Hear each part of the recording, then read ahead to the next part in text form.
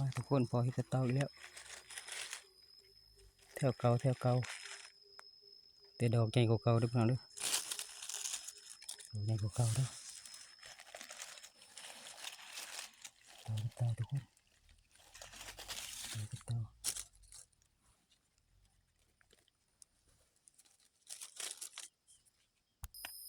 เราดีเด้อพี่น้องตะพังห้องเด้อ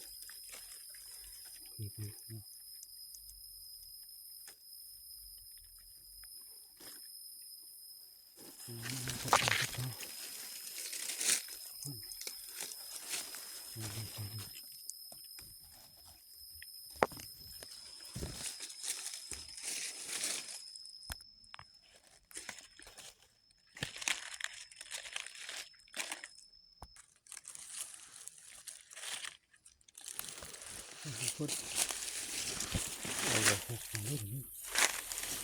เที่ยวหก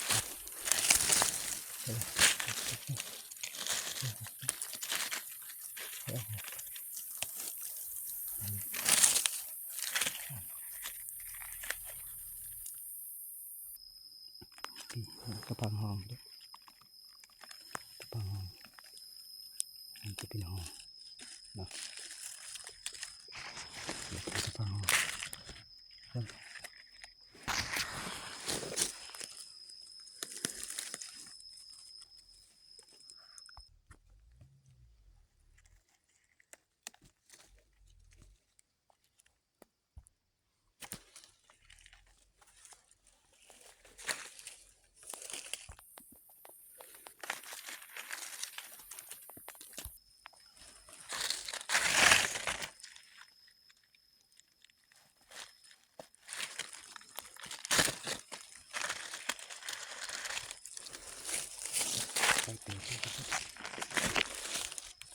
เอาห้างกันติด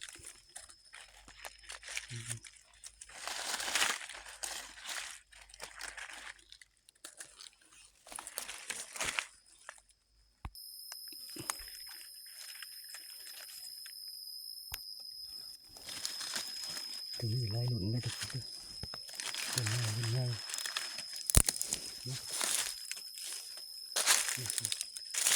เป็นง่ายที่นี่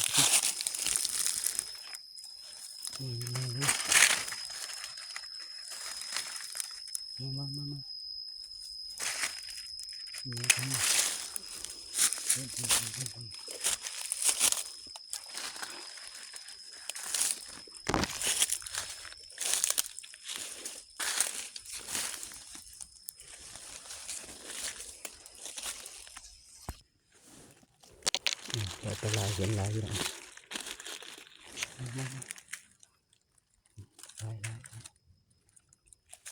เถิดอยู่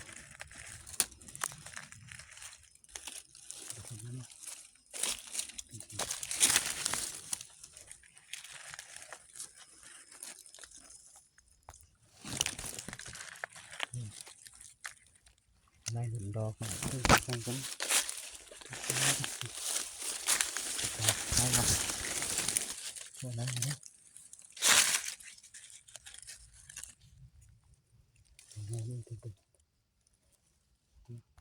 นี่ลงมาคน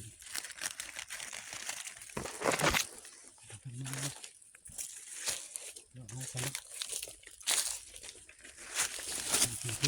พี่โอเคนะทุก